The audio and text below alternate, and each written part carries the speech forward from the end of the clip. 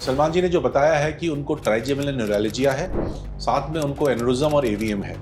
Trigeminal neuralgia के बारे में तो हमें काफ़ी पहले से पता है कि उनको ये प्रॉब्लम है। करीब 10-12 साल पहले भी उन्होंने रिवील किया था कि ही हैड दिस प्रॉब्लम। ऐसा क्यों होता है कि ये बीमारी इतनी पेनफुल होती है और इसको सुसाइड से भी रिलेट करके इसको देखा जाता है? तो क्या इस बीमारी में सुसाइड करने के भी थॉट्स आते हैं? तो जो हमारे नॉर्मल टच सेंसेशन है या जो हवा का सेंसेशन है या जो हमारी मूवमेंट से सेंसेशन है, वो सेंसेशन बदल के पेन सेंसेशन में कन्वर्ट हो जाते हैं।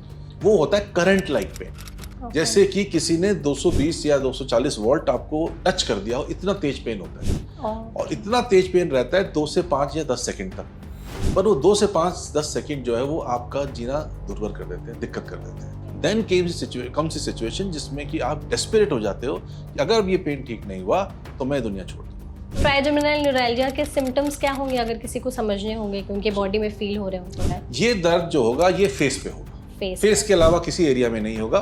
ये हमारे फोरहेड, जहाँ पर हमारी यूजुअली हेयर लाइन होती है, वहां से लेकर आंख तक, फिर आंख से लेकर अपर जॉ तक और अपर जॉ से लोअर जॉ तक। ये जो बीमारी है इसमें दर्द इतना ज्यादा होता है कि लोगों को लगता है कि अब मैं बच ही नहीं पाऊंगा, मुझे मरना है, ऐसा ही सोचते हैं वो लोग। उस टाइम पर कुछ ऐसे टिप्स हैं जो वो लोग अपनी लाइफ में कर सकते हैं या जिस टाइम पर उनको अटैक आ रहा है, ताकि थोड़ा सा पेन कम हो जाए? देखिए, हमारी बॉडी अगर तो ये अटैक्स की ड्यूरेशन फिर कितने टाइम तक रहती होगी, मिनिमम और मैक्सिमम? ये शुरू में तो कई दिनों में आते हैं और जब फ्रीक्वेंट हो जाते हैं तो एज आई टोल्ड यू कि 1 घंटे में 50 अटैक्स भी हो सकते हैं, 100 अटैक्स भी हो सकते हैं। डॉक्टर सलमान खान ने ना एक दूसरी बीमारी का भी नाम लिया था, ब्रेन एनेरिज्म। उसके बारे में थोड़ा समझाइए कि ये क्या होता है। एनेरिज्म ब्रेन के अंदर, जब उसके अंदर उसकी दीवार की शक्ति कम हो जाती है उस ब्लड प्रेशर को या ब्लड फ्लो को सहन करने के, तो फट जाता है।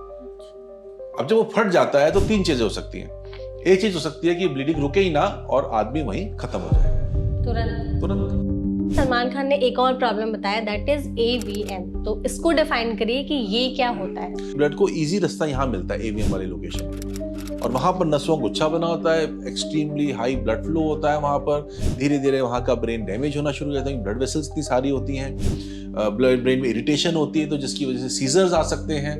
और वहां पर भी डेफिनेटली जो नई ब्लड वेसल्स बनी हुई हैं उनकी दीवार कमजोर होती है, तो दे कैन रप्चर, तो ब्रेन हेमरेज भी हो सकता है। AVM के रप्चर के सिम्टम्स क्या क्या हो सकते हैं? डेफिनेटली इसमें भी हेडेक होगा, वॉमिटिंग आ सकती है, बेहोश हो सकते हो, एक साइड कमजोर हो सकती है, दौरा पड़ सकता है। तो क्या हम सुधार सकते हैं जो इस तरह की प्रॉब्लम होने से हमें ज्यादा दिनों तक बचा के रख सकती है, लड़ने में हमें डील कर सकती है? सी, ब्रेन वैस्कुलर एब्नॉर्मलिटीज क्यों होंगी, कैसे होंगी, कब होंगी, किसी को नहीं पता।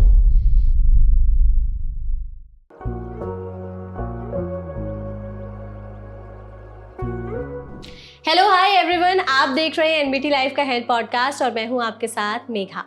आज हम बात करने वाले हैं सलमान खान के बहुत सारी प्रॉब्लम्स के बारे में। दरअसल हाल ही में सलमान खान ने एक शो में अपने बहुत सारे ब्रेन रिलेटेड इश्यूज के बारे में ओपनली बात की है। उन्होंने बताया कि उनको 3 तरह की अलग अलग प्रॉब्लम्स है जिससे वो जूझ रहे हैं, उसके बावजूद भी उन्होंने अपना काम कंटिन्यू रखा है। तो ऐसे में लोगों का इंटरेस्ट काफ़ी ज़्यादा बढ़ गया है, क्योंकि हम सब जानते हैं सलमान खान कितनी बड़ी पर्सनालिटी है।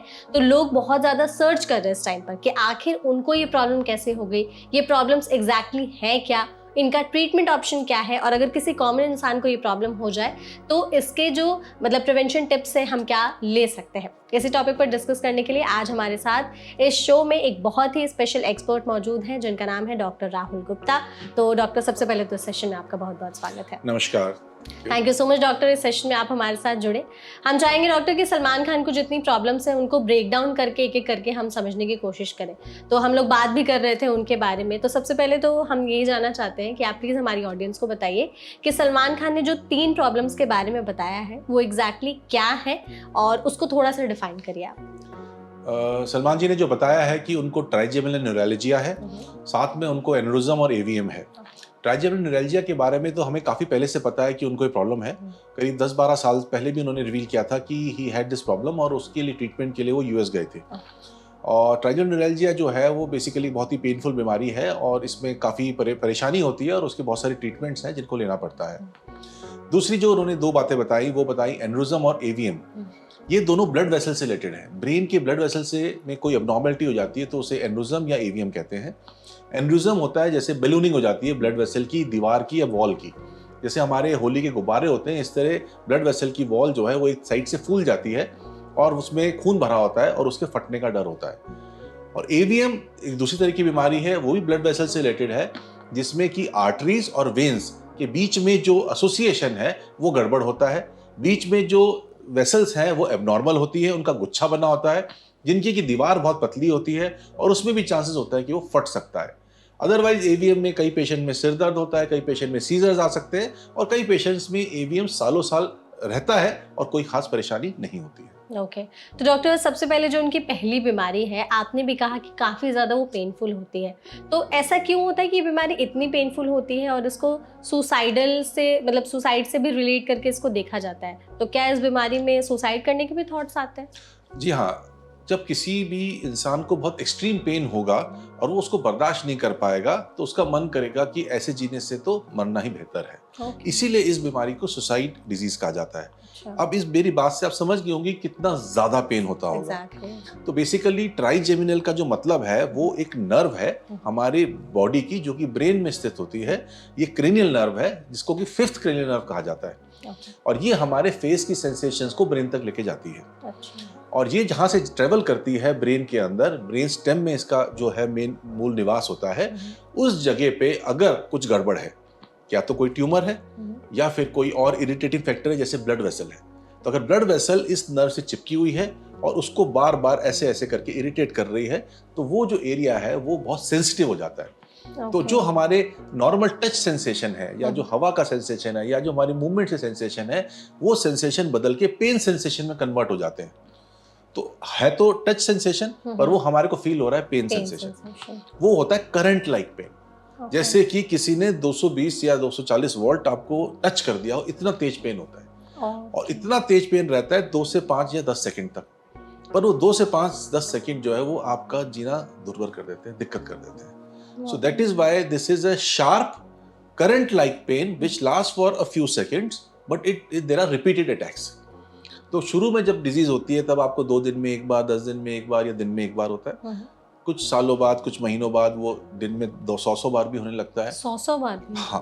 और उसके बाद ऐसा होता है कि जरा सी हवा लगी, आपने च्यू किया, आपने स्माइल किया, उससे भी, या आप बोलने की कोशिश कर रहे हो, उससे भी पेन ट्रिगर हो जाता है। तो वो कंटिन्यूअस पेन में कन्वर्ट हो जाता है कि 1 घंटे में 60 बार या 100 बार हो रहा है।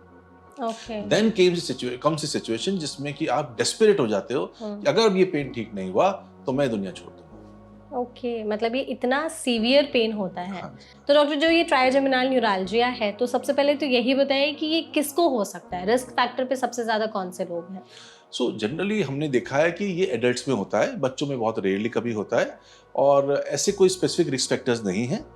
अराउंड 90% केसेस में एबनॉर्मल ब्लड वेसल्स होती है, जो कि उस नर्व के एरिया को, जिसे कि रूट एंट्री जोन कहते हैं, उसको वो इरिटेट कर रहा होता है, जिसकी वजह से ये पेन होता है। अबाउट 5 से 10% केसेस में कोई ट्यूमर होता है जो इरिटेट कर रहा होता है इस एरिया को, जिसकी वजह से ये पेन होता है, क्योंकि नर्व हाइपर सेंसिटिव हो जाती है। तो अदरवाइज किसी को कहे कि ये कोई पर्टिकुलर बीमारी है जिसकी वजह से इसको हो रहा है, ऐसा कम है।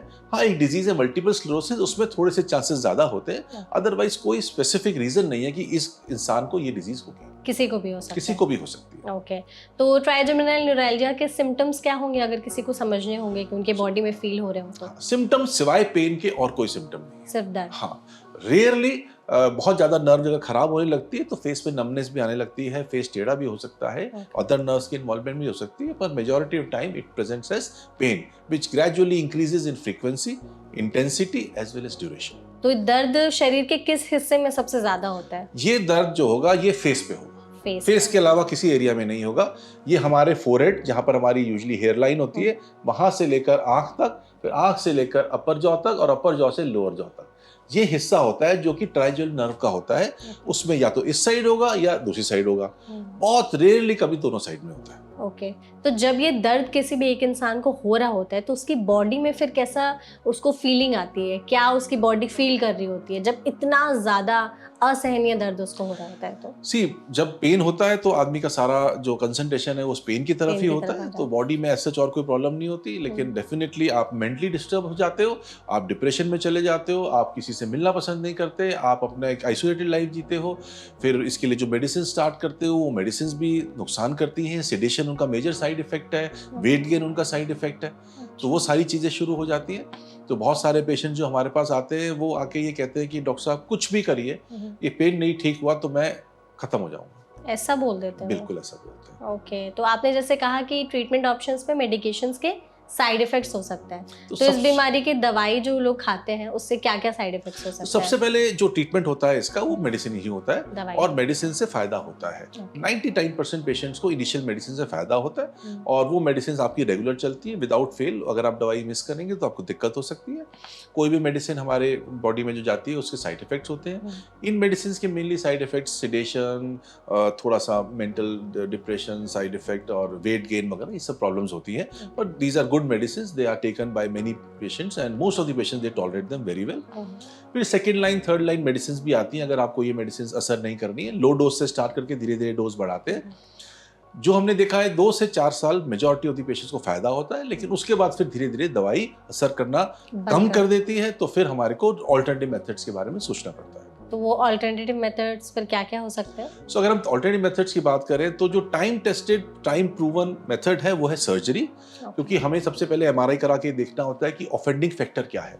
अगर हमें वहां पर ट्यूमर दिखता है या हमारे को कोई ब्लड वेसल का लूप दिखता है जो उस नर्व को डायरेक्टली इंपैक्ट कर रहा है, डैमेज कर रहा है, तो हमें उसकी सर्जरी करके उनको सेपरेट करना होता है। हमें नर्व को आइसोलेट करना होता है ताकि उसको कोई भी फैक्टर इरिटेट ना करे और धीरे धीरे नर्व नॉर्मलाइज हो जाती है। उसके अंदर केमिकल्स वो अपने शेप में आ जाते हैं। दूसरा, शॉर्ट ऑफ सर्जरी, अगर कोई सर्जरी नहीं कराना चाहता या फिट नहीं है तो उस केस में there are certain injections which are given on the nerve. वो नर्व को सुन कर देते हैं फेस के अंदर, फेस के अंदर, या फिर नर्व के को जला देते हैं। जला दैट देते इज हैं not a very good option क्योंकि उससे जो नर्व का फंक्शन है वो भी खराब हो सकता है। But that can be a good method for a temporary relief and in patient जिसमें कि सर्जरी के लिए वो फिट नहीं है या बहुत ज्यादा घबरा रहे हैं। Otherwise, surgery is the best and most tested method of treatment for trigeminal neuralgia. Third option recently which has come up is a radiation method जिसमें कि गामा नाइफ थेरेपी का रोल है। गामा नाइफ थेरेपी भी काफी patients में जो again surgery के लिए फिट नहीं है उसमें हेल्प करते हैं, जिसमें रेडिएशन से हम उस नर्व के जो हाइपर सेंसिटिव एरिया को है उसको लेस सेंसिटिव बना देते हैं by burning that local area. Not exactly burning, पर रेडिएशन से जो भी चेंजेस आते हैं वो होते हैं। Okay. So these are the three methods apart from medicines which are being followed and patients को फायदा होता है। ओके, तो आपने जैसे मेडिसिन की बात की तो आपने पहले ये कहा कि कुछ टाइम तक अगर मेडिसिन खाते रहे तो वो असर करना कम कर देती है, ऐसा क्यों होता है? जो इरिटेटिंग फैक्टर है वो तो कॉन्स्टेंटली उस एरिया को डैमेज कर रहा है। हाँ। वो नर्व को भी डैमेज कर रहा है। रूट एंट्री जोन जहां पर कि नर्व ब्रेन स्टेम में एंटर हो रही है उसको डैमेज कर रहा है। जब उसने थोड़ा डैमेज किया, दवाई ने असर किया, पर वो कॉन्स्टेंटली दवाई उस इरिटेटिंग फैक्टर को तो नहीं हटा रही ना। तो जैसे जैसे वो उसको और इरिटेट करेगा, उसका जो इंटेंसिटी इरिटेशन की बढ़ती जाएगी, तो दवाई का भी लिमिटेशन है एक असर करने का, तो दवाई का असर डोज बढ़ाने के बावजूद भी कम हो जाएगा। तो जब असर कम हो जाएगा, वो एरिया और ज्यादा डैमेज होना शुरू हो जाएगा। तो सबसे इंपॉर्टेंट चीज है ऑफेंडिंग फैक्टर को हटाना। ऑफेंडिंग फैक्टर को हटाने का सिर्फ एक ही मेथड है, दैट इज सर्जरी। सर्जरी पर ही आते हैं, तो जब भी किसी को सर्जरी की ज़रूरत पड़ती है तो सबसे पहले तो उसमें क्या देखे जाते हैं चीज़ें कि अब ये इस फेज में आ चुके हैं कि दवाइयाँ काम नहीं करेंगी, सर्जरी ही आखिरी ऑप्शन है। सो ये प्योरली क्लिनिकल है। पेशेंट ने कहा मैंने दवाइयाँ बहुत खा ली, फर्स्ट लाइन भी खा ली, सेकंड थर्ड लाइन भी खा ली, अब दवाइयाँ असर नहीं कर रही, अब प्रॉब्लम बढ़ती जा रही है, तो हम सर्जरी उस समय एडवाइस कर देते हैं। पेशेंट की फिटनेस चेक करते हैं, क्योंकि कई पेशेंट बड़े एल्डरली होते हैं तो उनके में सर्जरी करना थोड़ा सा डिफिकल्ट होता है। Otherwise it's a very safe surgery, it's a technically demanding surgery, it requires high and gadgets, लेकिन सर्जरी जो है अगर स्मूथली होती है तो इट इज वेरी रिवॉर्डिंग। अगले दिन पेशेंट इतना खुश होता है, वो अपने सारे काम कर सकता है, और जब वो फॉलोअप में हमारे पास आता है अपने स्टिचेस निकलवाने के लिए after 10 to 12 days, he looks like a normal person. So इसलिए दिस सर्जरी कम हो जाते हैं, उसके अटैक्स 10 दिन में तो खत्म ही हो जाते हैं। हालांकि हम दवाइयों को धीरे धीरे बंद करते हैं, पर अटैक्स खत्म हो जाते हैं। तो अटैक्स ऐसा भी होता है क्या कि सर्जरी के बाद भी वापस आ जाते हैं? हाँ, अगेन 1% केसेस में अगर वहां पर कोई ऑफेंडिंग फैक्टर रह गया है या कई बार वो एरिया ज्यादा खराब है, तो there is a chance that there is recurrence after many years. अच्छा, तो कुछ सालों के बाद फिर वो वापस भी आ सकते हैं। तो उनकी इंटेंसिटी पेन की फिर पहले जैसी ही रहती है या थोड़ी कम हो जाती है? So in my personal experience, I have not seen even a single patient who has come back with these severe attacks. But as per the textbooks, definitely there are cases who have similar attacks. Then we go for sometimes, rarely we go from again surgery के लिए दोबारा redo surgery. But now since other methods are also available, we can try radiation therapy or otherwise pain injections also. Okay. अच्छा doctor, जैसे आपने कहा कि ये जो बीमारी है इसमें दर्द इतना ज़्यादा होता है कि लोगों को लगता है कि अब मैं बच ही नहीं पाऊंगा, मुझे मरना है। ऐसा ही सोचते हैं वो लोग। उस टाइम पर कुछ ऐसे टिप्स हैं जो वो लोग अपनी लाइफ में कर सकते हैं, या जिस टाइम पर उनको अटैक आ रहा है, ताकि थोड़ा सा पेन कम हो जाए? देखिए, हमारी बॉडी अगर हेल्दी है तो हम किसी भी अपनी बॉडी की डिजीज को ज़्यादा अच्छे से फेस कर सकते हैं, उससे डील कर सकते हैं। तो अगर आप योगा करते हैं, मेडिटेशन करते हैं, हेल्दी लाइफस्टाइल है, टाइम पे सो रहे हैं, टाइम पे उठ रहे हैं, फूड हैबिट्स आपके बहुत अच्छे हैं, स्मोकिंग अल्कोहल से दूर हैं, तो आपकी बॉडी फिट है। Correct. जब आपकी बॉडी फिट है तो आप किसी भी डिजीज से, इंक्लूडिंग ट्राइजेमिनल न्यूरैल्जिया, उससे भी आप डील करने में आप ज़्यादा अच्छे से सक्षम हैं। अच्छा। तो अगर आप एक योगा करने वाले बंदे हैं या आप मेडिटेशन करते हैं, तो वो अटैक जब आपके फ्रीक्वेंट हो रहे हैं उस टाइम पे आप अपनी विल पावर से अपने आप को स्ट्रांग बना सकते हैं और आप अपने अटैक्स को रिड्यूस कर सकते हैं। तो ये अटैक्स की ड्यूरेशन फिर कितने टाइम तक रहती होगी, मिनिमम और मैक्सिमम? ये हर एक पेशेंट में डिफरेंट रहता है, और यूजुअली जो होती है शुरू में तो कई कई दिनों में आते हैं, और जब फ्रीक्वेंट हो जाते हैं तो एज आई टोल्ड यू कि 1 घंटे में 50 अटैक्स भी हो सकते हैं, 100 अटैक्स भी हो सकते हैं। और जब 50 से 100 अटैक आते होंगे इतने ज़्यादा पेन के साथ, तब तो फिर इंसान के लिए तो सहना ही मुश्किल हो जाता है। बिल्कुल सहना मुश्किल हो जाता है, वो बोल नहीं पाता है, खाना नहीं खा पाता है, उसके वेट लूज होना शुरू हो जाता है, और उसकी लाइफ जो है वो मौत से बदतर हो जाती है। That is the situation.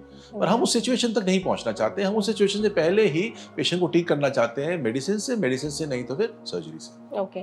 तो ये जो पेन आ रहा है, एग्जैक्टली लोग समझे कैसे कि हमें इसी बीमारी का दर्द है तो हमें डॉक्टर के पास जाने की जरूरत है? देयर आर 3 वर्ड्स जिसको हमें याद रखना है। शॉर्ट ड्यूरेशन मतलब sharp, short duration and current like. अच्छा। जैसे बिजली का करंट लगता है वैसा। अब इसको आप टेस्ट तो नहीं कर सकते बिजली के करंट को छू के, लेकिन बिल्कुल करंट वाला पेन है, लास्टिंग फॉर 1 to 3 सेकेंड्स और 5 सेकेंड्स, और शार्प, बिल्कुल टक आया और फिर टक चला गया। और होगा सिर्फ फेस पे, फेस के अलावा नहीं। अगर वो पेन यहाँ से स्प्रेड होकर गर्दन में जा रहा है या सर के पीछे हिस्से में जा रहा है तो 99% चांस है कि वो ट्राइजेमिनल न्यूरैल्जिया नहीं है। हाँ, कई बार ऐसा भी होता है कि फेस का पेन है, साथ में आपको माइग्रेन या कोई और वजह से हेडेक है, तो दोनों पेन एक साथ आ सकते हैं स्ट्रेस की वजह से। अदरवाइज ट्राइजेमिनल न्यूरैल्जिया का क्लासिकल पेन सिर्फ फेस के इस हिस्से में रहेगा और 95% टाइम एक ही साइड में रहेगा हमेशा। ओके। तो ऐसे लोग समझ सकते हैं कि ये दर्द है तो फिर इस बीमारी का संकेत है। ठीक है। डॉक्टर सलमान खान ने ना एक दूसरी बीमारी का भी नाम लिया था, ब्रेन एनेरिज्म। उसके बारे में थोड़ा समझाइए कि ये क्या होता है? सो एनेरिज्म एक बड़ी कॉमन बीमारी है ब्लड वेसल को लेके पूरी बॉडी में। ओके। जब हम ब्रेन की बात करते हैं तो ब्रेन में भी ब्लड वेसल्स है, तो वहां भी एनेरिज्म हो सकता है। एनेरिज्म का मतलब होता है कि जहां ब्लड वेसल की दीवार या वॉल है उसकी वीकनेस की वजह से वहां एक गुब्बारा या बैलूनिंग हो जाए। अच्छा। तो aneurysm is the term used for ballooning of the wall of any blood vessel in the body, and brain में है तो ब्रेन एनेरिज्म। ओके। अब ब्रेन जो है वो छोटा स्ट्रक्चर है, स्कल के अंदर है, और अगर ब्रेन में वो बैलूनिंग वाली जो ब्लड वेसल है वो बर्स्ट कर जाती है या उसमें से ब्लड का लीकेज हो जाता है तो वो ज्यादा सिम्टम्स कर सकता है। इसीलिए ब्रेन एनेरिज्म काफी कॉमन है। तो ब्रेन एनेरिज्म के फिर सिम्टम्स क्या हो सकते हैं? ब्रेन एनेरिज्म जो होता है उसका जो सबसे कॉमन सिम्टम है जो कि आपको डॉक्टर के पास या हॉस्पिटल में लेके आता है, वो होता है उसका बर्स्ट होना या उसका रप्चर होना, फट गया वो दिमाग के अंदर। जी हाँ। ओके। क्योंकि जैसे आप होली वाले बलून में पानी भर रहे हैं और आपने एक लिमिट के बाद जब देखा पानी भर दिया तो फट जाता है, वैसे ही एनेरिज्म ब्रेन के अंदर जब उसके अंदर उसकी दीवार की शक्ति कम हो जाती है उस ब्लड प्रेशर को या ब्लड फ्लो को सहन करने की, तो फट जाता है। अब जब वो फट जाता है तो 3 चीजें हो सकती हैं। एक चीज हो सकती है कि ब्लीडिंग रुके ही ना और आदमी वहीं खत्म हो जाए तुरंत। हमने सोचा हार्ट अटैक हुआ है पर एक्चुअली वो एनेरिज्म रप्चर हुआ था, हमें नहीं पता। दूसरी सिचुएशन होती है कि ब्लीडिंग हुई, काफी ज्यादा मात्रा में हुई, पेशेंट बेहोश हो गया, कोमा में चला गया, फिर आप हॉस्पिटल आए। ओके। अब तीसरी सिचुएशन होती है कि आपको माइनर ब्लीडिंग हुई, सिरदर्द हुआ बहुत तेज, जो किताबों में लिखा है हमारी सडन सिवियर हेडेक, और वो भी ऐसा हेडेक जो जिंदगी में पहले कभी नहीं हुआ। ऐसा हेडेक। तो एनेरिज्म रप्चर का हेडेक जो है क्लासिकली हमारी बुक्स में डिफाइंड है सडन मतलब अचानक, सिवियर इतना सिवियर कि जिंदगी में पहले आपने कभी महसूस नहीं किया हो, उतना सिवियर हेडेक, और उसके बाद ट्रांजिएंटली बेहोश भी हो सकते हैं, उल्टी भी आ सकती है, दिखाई देने में प्रॉब्लम भी हो सकती है, या एक साइड में कमजोरी भी आ सकती है, दौरा भी पड़ सकता है, लेकिन फिर मरीज थोड़ा सा ठीक हो जाता है, उसको हॉस्पिटल लाया जाता है, सीटी स्कैन में ब्लड दिखाता है, और उसके बाद फिर आप फर्दर इन्वेस्टिगेशन करते हो जिससे कि आपके एनेरिज्म का डायग्नोसिस बनता है। So this is the presentation mainly in specially in India. बहुत सारी कंट्रीज हैं, इंडिया में भी कभी कभी आपने एमआरआई किया किसी और बीमारी को देखने के लिए, सीटी स्कैन किया हेड इंजरी के लिए, तो आपको वहां पर एनेरिज्म दिख गया। वो होता है इंसिडेंटल एनेरिज्म, जिसमें रप्चर नहीं हुआ है। अच्छा। Then there is another third category जिसमें एनेरिज्म का साइज इतना बड़ा है कि वो प्रेशर इफेक्ट कर रहा है ब्रेन में। ब्रेन तो क्लोज स्पेस है स्कल के अंदर, वहां पर वॉल्यूम लिमिटेड है। अगर एनेरिज्म का साइज बढ़ जाता है, किसी नर्व को दबा रहा है या फिर हेडेक कर रहा है, इतना बड़ा साइज हो गया, तो उस केस में भी एनेरिज्म डिटेक्ट हो सकता है सीटी स्कैन, एमआरआई या एंजियोग्राफी में। Okay. So these are the three methods. One is incidental, second is mass effect, and most dangerous is rupture or bursting of the aneurysm. Okay. आपने size की बात की aneurysm की, तो minimum और maximum size कितना होता है उसका ब्रेन के अंदर? हाँ, एनेरिज्म जब स्टार्ट होता है तो वो जाहिर है बिल्कुल स्टार्टिंग में तो 1 मिलीमीटर से स्टार्ट होगा। जनरली 3 मिलीमीटर टू 10 मिलीमीटर बहुत कॉमनली देखे गए हैं और उन्हीं में रप्चर के चांसेस ज्यादा हैं। कई एनेरिज्म 2.5 से 5 सेंटीमीटर तक के बड़े भी हो जाते हैं। ओके। हाँ, तो इससे क्या ब्रेन का शेप और साइज भी चेंज हो जाता है? हाँ, डेफिनेटली ब्रेन में बहुत ज्यादा प्रेशर इफेक्ट आता है। हमारी नर्व्स कंप्रेस हो सकती हैं, हमारे ब्रेन में जो पानी वाला रास्ता है वो ब्लॉक हो सकता है, and it can compress important structures of the brain, जिससे कि बहुत ज्यादा सिम्टम्स आते हैं। सिम्टम्स कैसे आएंगे फिर वो? जिस पार्ट को इफेक्ट करेगा उसके सिम्टम्स आएंगे। अगर नर्व को कंप्रेस कर रहा है, नर्व का डेफिसिट होगा। जैसे कॉमनली हम देखते हैं कि थर्ड नर्व जो हमारी आई की मूवमेंट को इन्वॉल्व करती है, उसकी नर्व को अगर कंप्रेस कर रहा है तो आई की मूवमेंट बंद हो जाती है, आंख बंद हो जाती है। अच्छा। अगर पीछे के हिस्से में ट्यूमर ये है एनेरिज्म, तो वो ब्रेन स्टेम को प्रेस करता है, which is very important part of body. सारे सिग्नल्स ब्रेन के बॉडी के अंदर उसी के थ्रू जाते हैं। तो उसको कंप्रेस कर रहा है तो हमारी चाल खराब हो सकती है, हम बेड रिडन हो सकते हैं, सांस की प्रॉब्लम हो सकती है। ओके। सो वो भी है। तो और उसके अलावा इंसिडेंटल है, तो incidental aneurysm less than 3 millimetre we can wait and watch, पर अगर उससे बड़े हैं तो हमें उसको भी ट्रीट करना है। ऐसा भी होता है क्या कि कोई एनेरिज्म का साइज बड़ा होता है लेकिन वो ज्यादा डैमेज नहीं करता है ब्रेन को? डेफिनेटली एनेरिज्म को फटना है, अब डिपेंड करता है उसकी वॉल की क्वालिटी कैसी है। अगर आप हैप्पी बर्थडे वाला बैलून लोगे और काफी सारा फुला लोगे फिर भी नहीं फटेगा, क्योंकि उसकी वॉल थिक है। हाँ। पर होली वाला गुब्बारा आप जरा सा ज्यादा फुलाओगे फट जाएगा, क्योंकि उसकी दीवार बहुत कमजोर है, वो तो खेलने के लिए है ना। ऐसे ही अगर एनेरिज्म की वॉल थिक है तो साइज बढ़ता रहेगा, बाहर कैल्शियम भी जमा हो जाएगा, फटेगा नहीं। तो साइज बढ़ता जाएगा। अब अगर वो इंपॉर्टेंट एरिया के पास जा रहा है जल्दी सिम्टम्स आएंगे, और अगर वो unimportant area of the brain में है तो कितना भी बड़ा होता जाएगा सिम्टम्स नहीं आएंगे। तो अगर कितने दिनों तक फिर सिम्टम्स नहीं दिखाई दे सकते हैं? Again that's a very important question. अगर एनेरिज्म की ग्रोथ रैपिड है तो हमारे बॉडी को एडजस्ट करने में, हमारे ब्रेन को एडजस्ट करने में टाइम लगता है, तो वो नहीं कर पाएगा, जल्दी सिम्टम्स आएंगे। अगर वो स्लो ग्रोइंग है, मे बी वो हर साल 1 मिलीमीटर बढ़ रहा है और पिछले 12-15 साल से है, तो हो तो गया वो 25 मिलीमीटर का या 3 सेंटीमीटर का, लेकिन सिम्टम नहीं आया, क्योंकि हमारे ब्रेन ने धीरे धीरे एडजस्ट कर लिया, अडेप्ट कर लिया। ओके। तो जब सिम्टम्स आते हैं और पता चलता है कि साइज इतना बढ़ चुका है, तो फिर आपका रिएक्शन कैसे होता है कि फिर इसको कैसे ट्रीट करें हम लोग? देखिए, हमारे पास ट्रीटमेंट की बहुत सारे ऑप्शंस हैं, और जैसा एनेरिज्म होगा उस हिसाब से हमारे को ट्रीट करना पड़ेगा डिपेंडिंग ऑन द लोकेशन, और उसके बहुत सारे मेथड्स हैं। Definitely very large aneurysms are little difficult to treat, क्योंकि एनेरिज्म का साइज इतना बड़ा हुआ है तो उसकी दीवार भी स्ट्रॉन्ग है, उसमें कैल्शियम भी जमा है, बहुत सारी प्रॉब्लम्स है। जबकि ब्लड वेसल्स बहुत बारीक और नाजुक होती हैं, उन्हें हमें रिकंस्ट्रक्ट करना पड़ता है, क्योंकि वो ब्लड वेसल्स अगर ब्लॉक हो जाएंगी तो ब्रेन के जरूरी हिस्से में ब्लड सप्लाई रुक सकती है। तो इसलिए जो ज़्यादा बड़े एनेरिज्म्स होते हैं, लार्ज जाइंट एनेरिज्म्स होते हैं, उनको ट्रीट करना थोड़ा सा डिफिकल्ट होता है। ऐसा भी होता है क्या कि जो एनेरिज्म के साइज छोटे होते हैं तो फिर उसे ब्रेन में ही छोड़ दिया जाता है अनट्रीटेड, की कुछ नहीं डैमेज कर रहा है? तो मैं वही बताने की कोशिश कर रहा था अभी आपको कि 3 मिलीमीटर से छोटे अनरप्चर्ड एनेरिज्म्स को generally at least in India we do not treat and we observe them. Okay. तो उस टाइम पर फिर क्या मेडिकेशंस देते हैं या फिर ऐसे छोड़ देते हैं? हाँ, बेसिकली अगर एनेरिज्म है उसमें ब्लड फ्लो है और ब्लड फ्लो ज़्यादा होने की वजह से फटता है, या धीरे धीरे उसके वॉल पतली होती जाती है, साइज बड़ा होता है तो फटता है, तो अगर हम ब्लड प्रेशर को कंट्रोल रखेंगे तो chances of aneurysm rupture are less. तो हम एक ही चीज को हिदायत दे सकते हैं जब किसी को एनेरिज्म डिटेक्ट होता है कि अपना ब्लड प्रेशर कंट्रोल में रखें, क्योंकि ब्लड प्रेशर बढ़ने से एनेरिज्म के फटने के चांसेस बढ़ जाते हैं। ऐसा नहीं है कि नॉर्मल ब्लड प्रेशर में वो नहीं फटेगा, लेकिन ज्यादा होगा तो फटने के चांसेस ज्यादा है। अच्छा, एक बार अगर ये एनेरिज्म फट गया तो फिर वर्स्ट सिनेरियो में क्या हो सकता है किसी भी इंसान के साथ? हाँ, वही मैंने बताया 3 सिचुएशंस। वी डोंट नो कितने पेशेंट्स के घर में एनेरिज्म फटा और वो वहीं खत्म हो गए और हमने लेबल किया heart attack. We don't know, we don't have the number, क्योंकि हमने उनका बाद में सीटी स्कैन नहीं किया।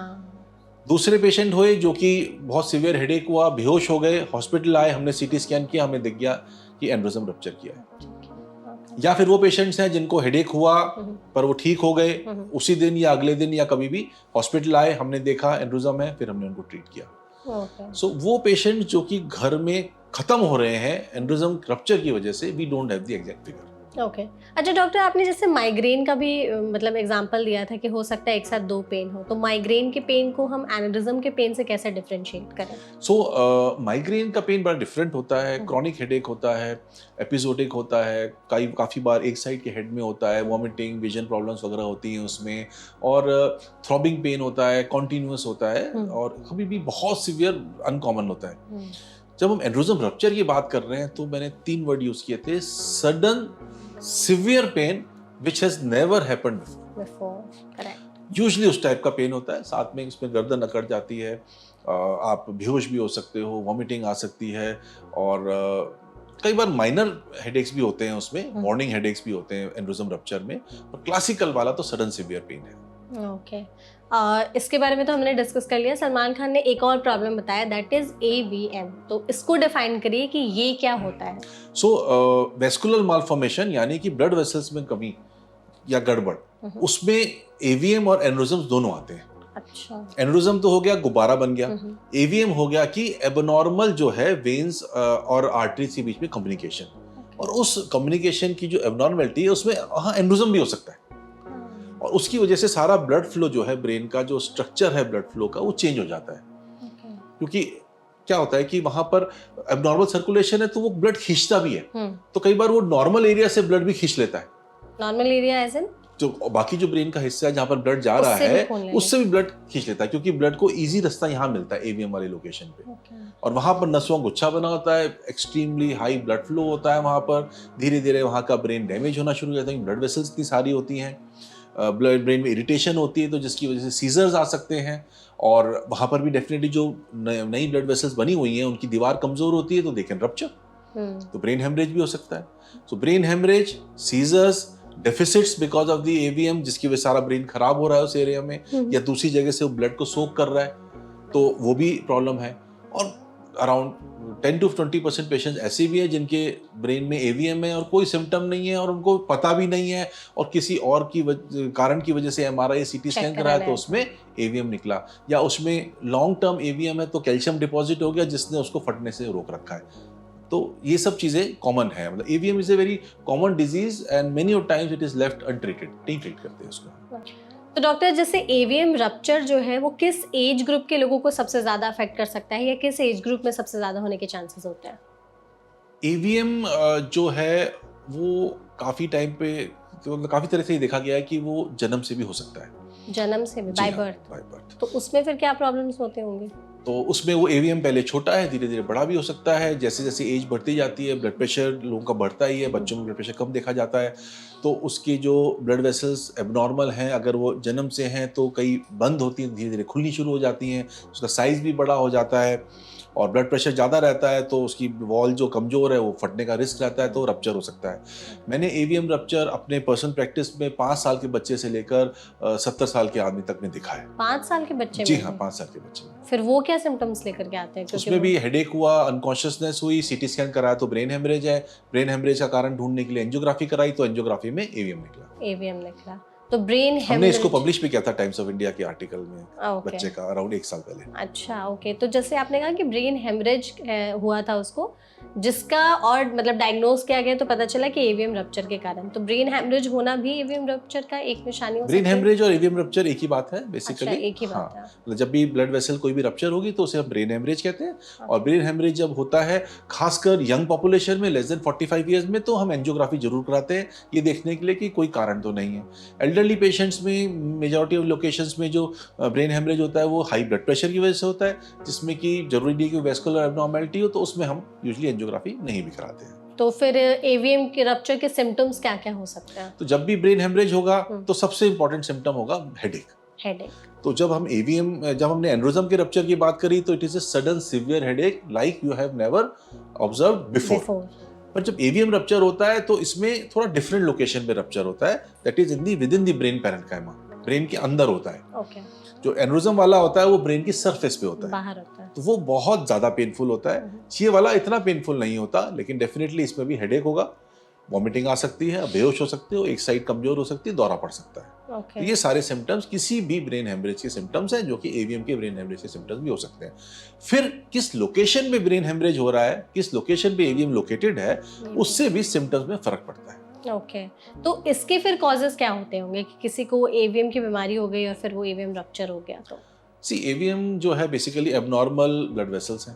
अब एबनॉर्मल ब्लड वेसल्स तो किसी को कभी भी हो सकते हैं। कभी भी हो हो सकता है कि जन्म से हो सकता है पहले से हो सकता है आगे जाके धीरे धीरे With डेवलप time हो रहे develop हो, हो। या कोई किसी को चोट लगी हो, या किसी को कोई और बीमारी हो, इन्फेक्शन हो, कुछ हो, तो ब्लड वेसल्स की एबनॉर्मेलिटी आ सकती है उससे। चोट लगने के कारण भी हो सकती है? हाँ, चोट लगने के कारण भी एनरोजम या एवीएम होने के रिस्क रहते हैं। चोट एज इन कैसे? Head injury, major head injury. Major head injury. हालांकि वो बहुत रेयर है, लेकिन ऐसा नहीं है, ब्लड वेसल्स में एबनॉर्मेलिटी की वजह से there can be this problem. Okay.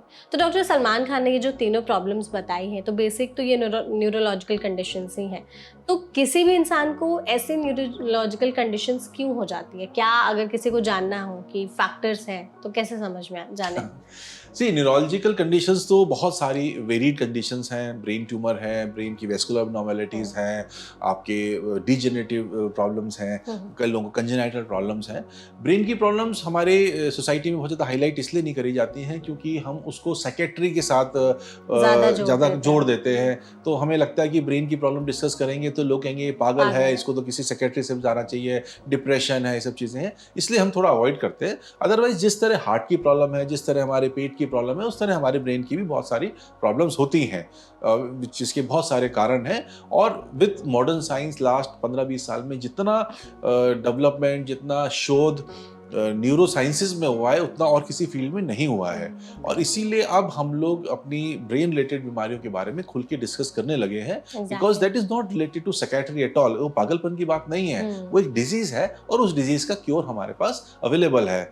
Modern diagnostic method, specially MRI, उसने हमारे ब्रेन के बारे में जानकारी और बढ़ाई है। Still brain is an enigma, हमें स्टिल नहीं पता कि वो कैसे फंक्शन करता है, कैसे क्या होता है, वेरी कॉम्प्लेक्स ऑर्गन। लेकिन फिर भी जो डिजीजेस हैं उनको हम ठीक करने में काफी हद तक अब एडवांस्ड हो गए हैं पहले। एग्जैक्टली। और सलमान खान जैसे बड़े सेलिब्रिटीज जब इतने बड़े प्लेटफॉर्म पर इसको ओपनली बात करते हैं तो बाकी लोग भी बोलते हैं कि हाँ, अगर ये बात कर सकते then we can also discuss. Definitely. तो जो हमारे सलमान खान जी ने इस तरह की बात ओपनली करी है, उससे बहुत सारे लोग अब खुल के आके डॉक्टर के पास अपना ट्रीटमेंट कराएंगे और अपनी बीमारी को ठीक करेंगे। और जो उनकी सफरिंग है, जिसको वो अपने मन में दबा के बैठे थे या बंद कमरे में डिस्कस करते थे, अगर ओपनली डिस्कस करेंगे तो society will get better treatment from the doctors और उससे ओवरऑल फायदा होगा सोसाइटी को। एग्जैक्टली। अच्छा डॉक्टर, सलमान खान ने एक चीज और मेंशन की थी कि उन्होंने खुश रहने की एक्टिंग की थी जब वो इतनी सारी प्रॉब्लम से सफ़र कर रहे थे। तो जो कॉमन इंसान है वो इतनी सारी प्रॉब्लम से सफ़र कर रहा है, तो क्या चांसेस हैं कि वो डिप्रेशन में भी जा सकता है? देखिए, बीमारियां हर किसी को है। अगर कोई भी आदमी कहता है कि मेरे को कोई बीमारी नहीं है और मैं कभी बीमार नहीं हुआ, तो वो झूठ बोल रहा है। अब it is how you take that बीमारी। आप उस बीमारी पे, आपकी बॉडी में, आपके माइंड में क्या असर हो रहा है। अगर आप पॉजिटिव थिंकिंग है, अगर आपको अपनी बीमारी के बारे में प्रॉपर पता है, तो आप उस बीमारी को अच्छे से डील कर सकते हैं। मैंने जैसे पहले बोला, healthy body is healthy mind. अगर आपका दिनचर्या अच्छा है, आप मेडिटेशन करते हैं, आप योग करते हैं, आप हेल्दी खाते हैं, एक्सरसाइज करते हैं, टाइम पे सोते उठते हैं, स्मोकिंग, अल्कोहल खासकर से एब्सटेन करते हैं, तो आपकी बॉडी हेल्दी है, माइंड भी हेल्दी है, तो आप इन डिजीजेस से बहुत अच्छे से डील कर सकते हैं। Nobody is without a disease, everybody has some और द अदर डिजीज। एक तरीका होता है आप रोते रहो, सबको सुनाते रहो अपनी बीमारी के बारे में। दूसरा है आप उसे फाइट करो। If you are a fighter like Mr. Salman Khan is, then you can have an absolutely normal life and you can visit your doctors regularly, follow their treatment protocols and you can be happy. Exactly. So happy रहना जो है वो आपकी disease से different है। बिल्कुल। Doctor, जो 3 बीमारियां सलमान खान ने बताई, ट्राइजेमिनल न्यूराल्जिया हो गया, ब्रेन एनेरिज्म और एवीएम, इन तीनों के ट्रिगर फैक्टर्स अगर हमें सम अप करके थोड़ा समझना हो तो क्या क्या हो सकता है? देखिए, trigeminal neuralgia is a disease जिसमें कि हमारी ट्राइजेमिनल नर्व जो है वो इरिटेट हो रही है। ठीक है। इसका कोई स्पेसिफिक ट्रिगर फैक्टर नहीं है, कॉजेशन फैक्टर नहीं है, लेकिन अगर ये बीमारी है तो इट इज ए ट्रीटेबल बीमारी, initially with medicine and later with intervention. बिल्कुल घबराने की बात नहीं है।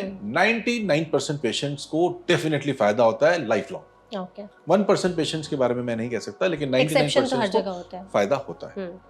दूसरी बात है एनरोजम। इंडिया में एनरोजम्स 95% टाइम्स तभी ट्रीट करे जाते हैं जब वो रप्चर करते हैं। हाँ। पहले आज से 25-30 साल पहले सोचा जाता कि इंडिया में एन्युरिज्म्स कॉमन नहीं है, जापान में बहुत ज्यादा कॉमन है, तो वहां पर अनरप्चर्ड एन्युरिज्म्स को भी ट्रीट किया जाता है। मतलब ब्रेन हेमरेज नहीं हुआ, एन्युरिज्म डिटेक्ट हुआ, ट्रीट करो। ठीक है। इंडिया में हम अवॉइड करते हैं क्योंकि डेफिनेटली इसकी सर्जरी कॉम्प्लेक्स होती है। Surgery is the only treatment for aneurysm. ठीक है।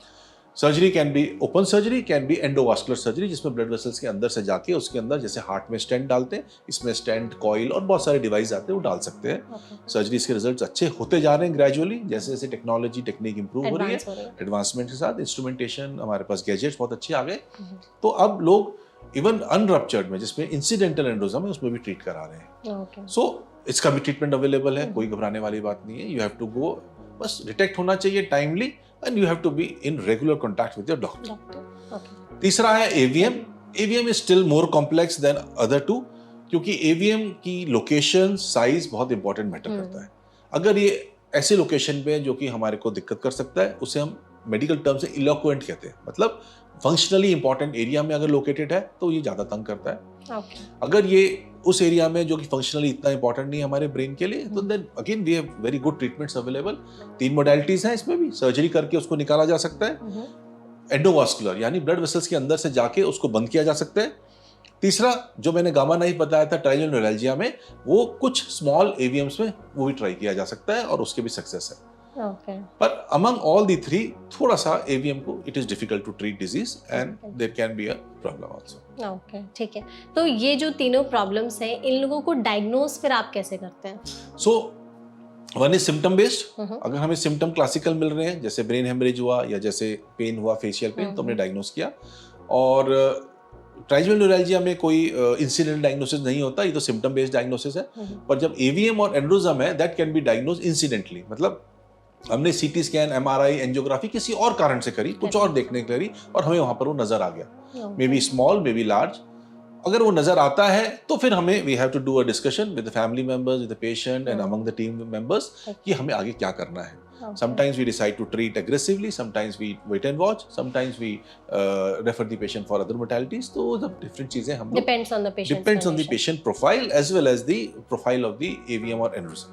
ओके, तो डॉक्टर जैसे हम लोग इतने सारे हेल्थ चेकअप्स कराते हैं, आजकल तो लोग करा भी रहे हैं, अपने हेल्थ को लेकर के अवेयर हो रहे हैं, तो ऐसी न्यूरोलॉजिकल कंडीशंस के लिए कोई ऐसे हेल्थ चेकअप्स हैं जो हमें साल में एक बार करा लेने चाहिए ताकि पहले से ही पता चल जाए? So, जब हम हेल्थ चेकअप की बात करते हैं तो हेल्थ चेकअप में बेसिकली हम लोग बॉडी का चेकअप कराते हैं, जिसमें अल्ट्रासाउंड आता है, चेस्ट एक्सरे, ईसीजी और प्लस ब्लड टेस्ट आते हैं। ब्रेन का प्रोफाइलिंग या ब्रेन की इन्वेस्टिगेशंस उसमें नहीं आते हैं। Correct. So MRI of the brain is one of the very good investigations which can tell you about the structural status of the brain. मतलब ब्रेन दिखता कैसा है, ब्रेन के अंदर कोई एब्नॉर्मलिटी तो नहीं है, जैसे कोई ट्यूमर तो नहीं है, कोई एन्युरिज्म तो नहीं है, ब्लड वेसल्स का क्या स्टेटस है, ब्रेन का क्या स्टेटस है, पानी का एरिया जो वेंट्रिकल्स होते हैं उसका क्या स्टेटस है, उसके बारे में बड़ी अच्छी इन्फॉर्मेशन दे देता है। बट आई थिंक एमआरआई भी जो है इस तरह की डिजीज को फाइंड आउट करने में या रूल आउट करने में 95 to 98% तक सक्षम है। अगर हम पर्टिकुलरली ये सोच के परेशान है कि हमें एवीएम या एन्युरिज्म नहीं है, तो उसका तो एक ही टेस्ट है, that is angiography of the brain. Angiography, हाँ जी। अब एंजियोग्राफी भी 3 तरीके की होती है। एक होती है एमआरआई बेस्ड एंजियोग्राफी, जिसमें कि ज्यादा कुछ नहीं करना होता, डाई डालते हैं और ब्रेन का शूट ले लेते हैं तो उसमें दिख जाता है।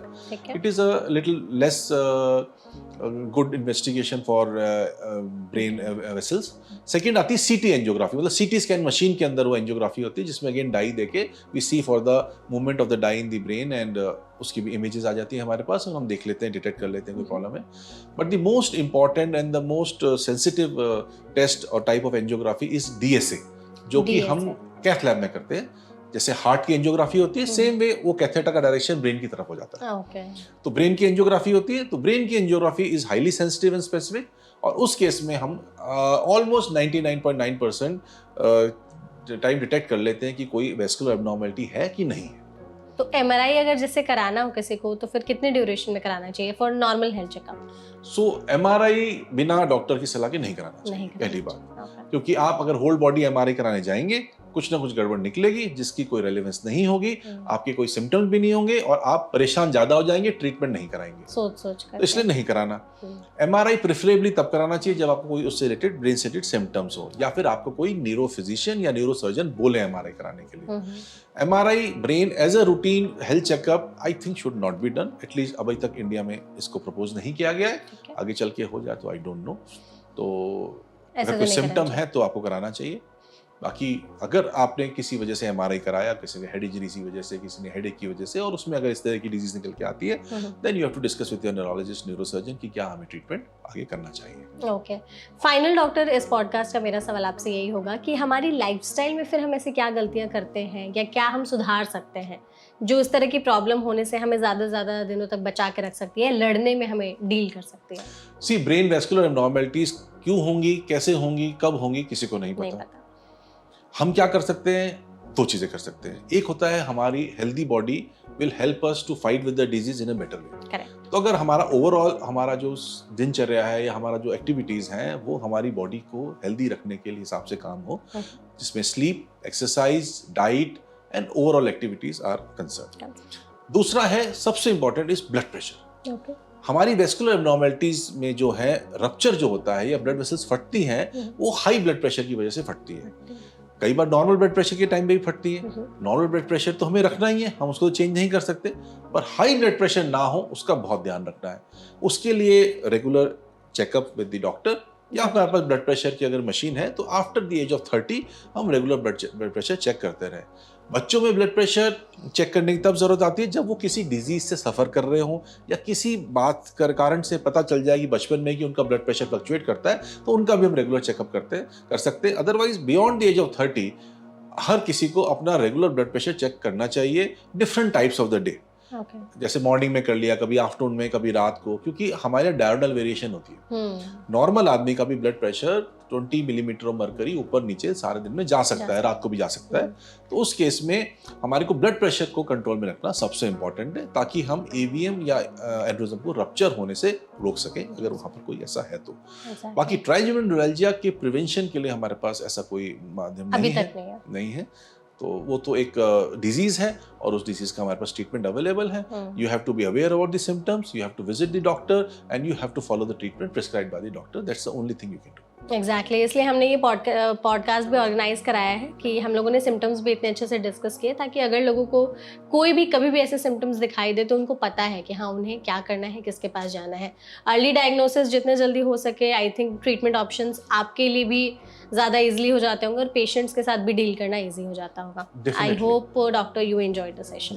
Thank you very much. Thank you so much इस सेशन में हमारे साथ जुड़ने के लिए। आपने सारे सवालों के बहुत ही अच्छे से आंसर दिए और बहुत ही आम आसान भाषा में लोगों को समझाया। आई होप ऑडियंस को ये सेशन समझ में आया होगा।